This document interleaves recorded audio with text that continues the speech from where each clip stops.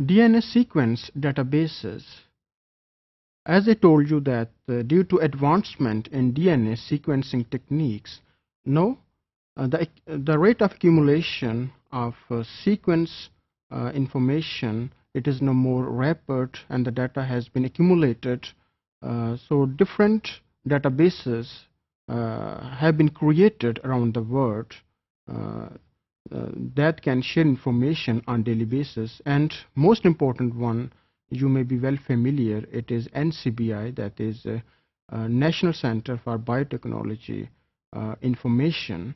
And this database, it is under the control of United States Library of Medicine, or NLM, which is a part of NIH, that is National Institute of Health in the United States. And this NCBI website or database, it is having different type of activities, but the two databases are most common.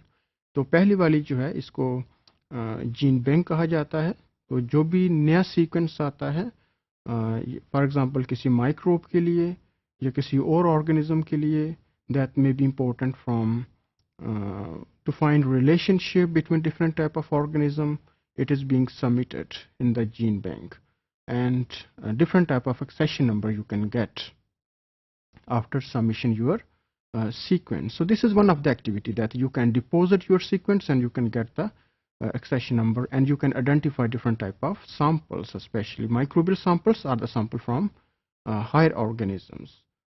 In addition to that, another database that is under the control of NCBI, it is PubMed, bibliographic website, where data related to biotechnology or biomedicine it is available. It is not only nowadays restricted to biomedicine, but from other field of life sciences you can get the information by using NCBI website. In addition to that, another database that is EBI, or European Bioinformatic Institute, it is under the control of EMBL, that is also very famous database. And the DNA data bank of Japan, it is also one of the example.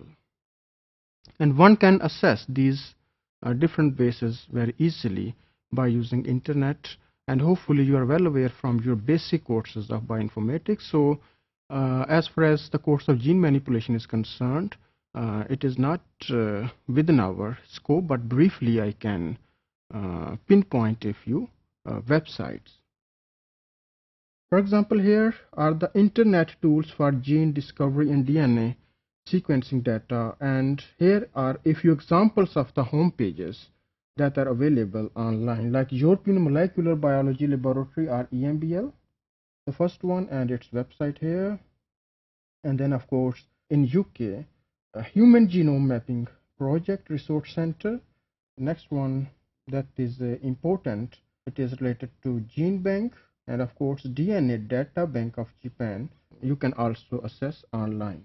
Next, it is sequence translation databases, that is how you can translate nucleotide sequence to the protein. So for this purpose you can access EMBL, and then forward and reverse translation, and then protein and cDNA translation you can also carry out by using different databases.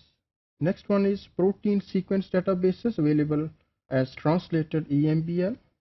Then sequence alignment, that if you want to compare the sequences from different sources, then you have certain software that are available online. And next one, it is the new sequence submission. As I told you earlier, that if you have discovered a new sequence, or you got a sequence from different organisms like some microbial species, and after refining it you can submit either at EMBL or Gene Bank.